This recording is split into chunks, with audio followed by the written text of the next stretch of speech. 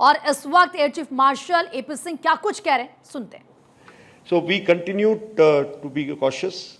We knew they will do something. So that seventh, eighth night, if I can call it, eighth, ninth night, those 2 nights we had a lot of loiter munitions, drones, small-scale weapons, some drones which were basically to saturate our systems at many of our airfields and many of the army installations that were spotted. Of course, that created a little bit of panic in the public around. The public around started spotting even low Earth orbit satellites and reporting them as drones. So the number of drones multiplied. Just imagine if there's a LEO satellite, let's say 4 or 5 of them, which are being spotted in one part of the city. For them, it will appear it is towards the east, and that chap reports, I see 4 towards my east, or very close to me towards this direction, or right over me, or something like that. And same thing is reported by 5 more people in the same city, from different corners, because it's like everybody reporting, I've got 1 sun in my area. And we keep adding and say, oh, there are so many suns over there today. So that is what happened that night, those 2 nights. So a lot of reports that we got were even these reports, and it was becoming very difficult to filter out. But our local commanders did exceptionally well. They were able to take charge of the situation, and many of the actual ones were neutralized using our own anti-drone systems, using our own even anti-aircraft guns were used to neutralize some of those drones which came over us. And what happened was many of them were not weaponized, because when we realized that they were actually, either they were doing some kind of a survey, or they wanted to saturate our system so that we can open our air defenses, open up our radars, and they can get some lint from us. There were few of them which were weaponized, and our anti-drone systems really worked very well, and we were able to get rid of, we were able to survive those attacks without a single damage to our any of the installations. And in response, we also sent our loiter munitions to some of their radar targets or SAGW targets which were close to our bases, close to our border. And we did achieve some success in that. Some of them, of course, were sending videos back to us, so we could get that, the result immediately. Some of them, of course, we had to wait for our satellite imagery to come in. So we did achieve some success in that, and we kept ourselves very calibrated. We did not want to escalate unnecessarily, because for us, the immediate the Operation Sindoor, the objectives were to take care of terrorist camps and terrorist infrastructure, and that was taken care of. So here is one of the videos that we have of a radar being attacked by one of our loiter munitions. This is the control cabin, which is which has been attacked. I've cut it short a bit, because after this it goes into where the system can be seen, which system we are operating, which I want to not give out in open. Some of the pictures of other radars, Arifwala, here after the radar attack, you can see there are soot marks here. Again, not very clear to a layman, but the specialists, when they analyze these pictures, they tell us what exactly the damage has been, and it can be blown up in our own system. Similarly, Chunia radar, there's another radar head which has been burnt. So once this was over, we got an intelligence report on the ninth evening, I will say, that they are planning something big. And next 48 hours are very critical. And also, we also decided that if they attack any of our installations, military installations, we are going to reply with military, attacking their military installations, which matter to them. So since we already had our plans ready, this point was debated, and both the CNCs involved, the air headquarters people, and the other services, we had taken a call that since they are mostly attacking us by Air Force assets, and my Air Force bases are under threat, we should respond without waiting, in case this continues tonight also. And sure enough, this time we had their attack on our airfields with not only just loiter munitions, some of long-range weapons. Their aircraft tried to penetrate our defenses. Our air defense systems have done a wonderful job. The S-400 system, which we had recently bought, has been a game changer. The range of that system has really kept their aircraft away from their weapons like, those long-range glide bombs that they have. They have not been able to use any one of those because they have not been able to penetrate this system. And during our first night, sixth, seventh night, also air defense system had ensured that when they did their repost, their fighter aircraft was threatened. That time they had come with some of those long-range weapons which they were able to penetrate into our defenses in Balakot time, if you remember. Some of the army, some of the bombs had fallen very close to army area. But this time, since we were ready to use our long-range weapons of surface-to-air guided weapons, they were deterred. I think initially we found the build-up taking place, very massive build-up taking place. But once the first missile was fired from our side, from the ground, we suddenly found that that dissipation of that build-up. Also, we have some kills that we have got from our SHGW systems, because every time you fire a weapon on a track, you do get a feedback as to whether it is to be treated as a kill or not, because till when is that blip remaining and where is your missile going. So that I will talk about a little later. So 9th, 10th night again, a large number of their attacks on most of our airfields. The airfields like Adampur, Srinagar, Avantipur, they took the brunt of it actually. And many other airfields. From north to south, they tried to penetrate various classes of drones, including weaponized. We were able to neutralize most of their weapons by either countermeasures, some of them by using our air-to-air guns, as well as SHGWs. Systems like Akash and all have taken down many of their loiter munitions which have come in, the weaponized ones. None of their aircraft could come anywhere near the boundaries of Akash and even MRSAM. All their aircraft were taken on by LRSAM because they were trying to stay away, but still they were within our ranges at times, and that is the opportunity targets that we got.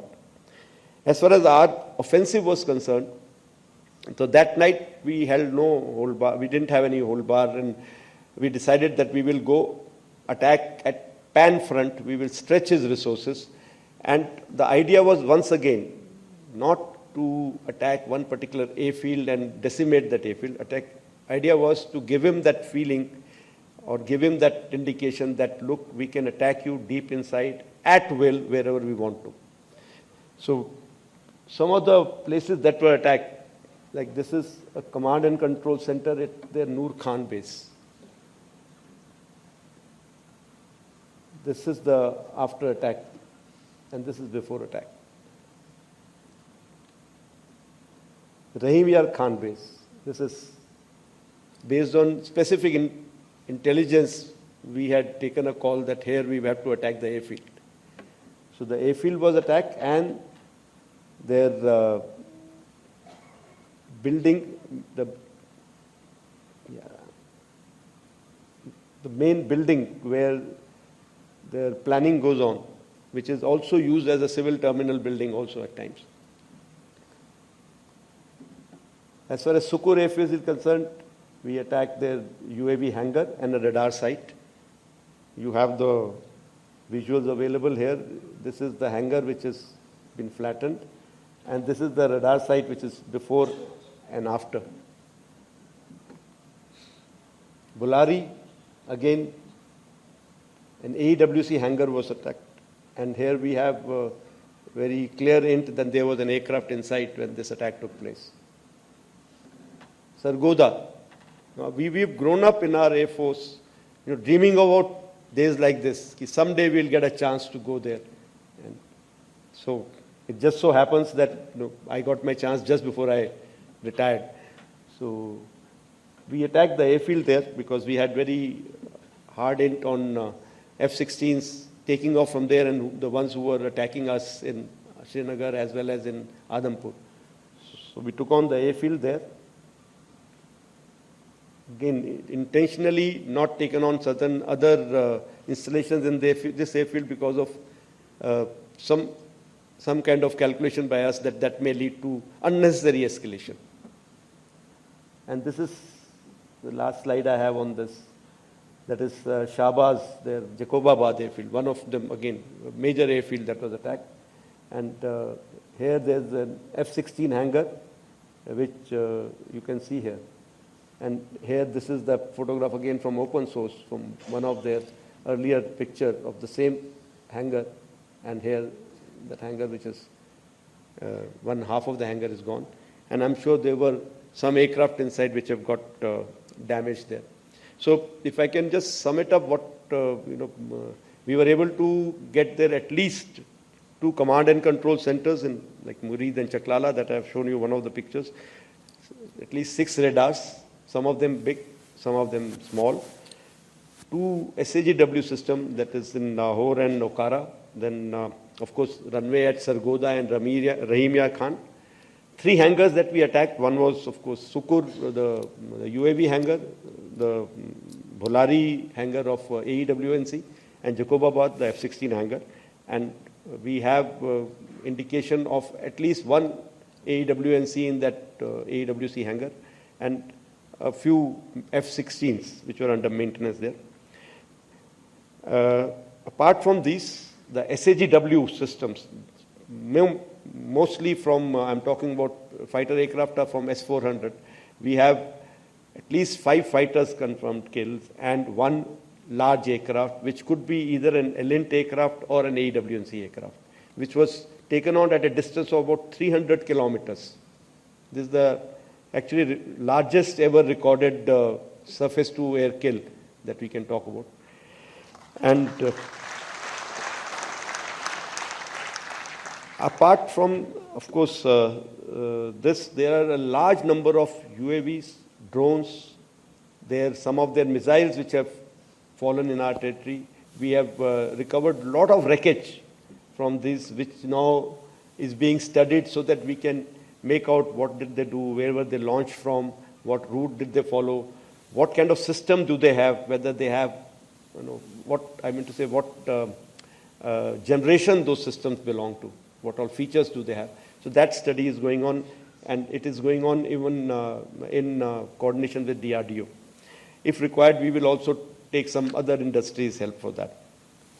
So I can say that it was, more of the high-tech war which was fought. In about 88, 90 hours of war, we were able to achieve, so much of damage to their system that it was very clear in their mind that in this current situation, if they continue, they are going to continue paying for it more and more. So they have come forward and sent a message again through DGMO कि हम बात करना चाहते हैं, and which was accepted from our side. And when I say our side, it's not just the Air Force, it's the joint decision that was taken, and it was taken even at the highest level. Why was that accepted? There have been a lot of debates which are going on. I will touch about it a little during continue in my talk. So that actually brings me to the end of my slides. Now, I want to talk about something like, if I can say, what were the reasons for success? One, which I can think of, is that there was political will. I'm being very, very candid here, very open here, because I hear various versions of it. I think if I tell you something, people will have to believe, because I was there listening to everybody, attending every meeting. There was very clear political will, very clear directions which were given to us, and there were no kind of restrictions which were put on it. Many people have spoken somewhere. Unfortunately, everybody is speaking about it. कि कुछ ना कुछ मैं बोल दूंगा इस बारे में. So there have been talks about, was there any restriction? Were you kept constrained. If there were any constraints, they were self-made. We, the forces, decided what will be our rules of engagement. We, the forces, decided what will be the escalation ladder that we want to ride on. We decided how we want to control the escalation. So I want to make it very clear, there were no, I repeat, no restrictions on us. Full freedom was given to us to plan and execute. I must say that, that our attacks have been calibrated because we wanted to be mature about it. A little bit on that I'll come to later. There was synchronization between forces. All four of us, CDS, the three chiefs. I must say here that the post of CDS has made a difference there. He was there always to get us together, discuss things out, iron things out. Wherever required, we all used to go to the senior leadership and discuss things out. NSA played a very, very big role, in getting all the other agencies and forces together. So there were so many meetings conducted, and whenever there was any doubt as to what next step. And most of the things that we did was before this event started, the Sindoor started, because we wanted to threadbare discuss what are the eventualities, what are the possible outcomes, what should be our reaction, how we should react. So when the operations were going on, it was just on telephone, some calls telling them what we are doing. There were not much of discussion going on, should we do this now, what do we do now, what do I do? No, I had the full freedom. And like I said, the way Air Headquarters team and the command headquarters, the way we worked together, it was actually a dream come true. So when that, these things were going on, the routine generally is very disturbed during that time because you don't know when the meeting will come up. So I used to come home once a day, just quick change and go back and sit there. And I had made some arrangement to even sleep in my own office. So that evening, one day when I had, that was, we had gone for a night meeting, then I had gone in overall. And I continued to be in that overall for next 48 hours. I never had time to come back home because there was something or the other happening. So I didn't want to leave my office or the company for even 1 minute. And when I came back after those 48 hours, after having gone through that, where we had taken a call that, okay, now we stop hostilities, there was so much of sense of satisfaction. And most of it was actually from the way my Air Force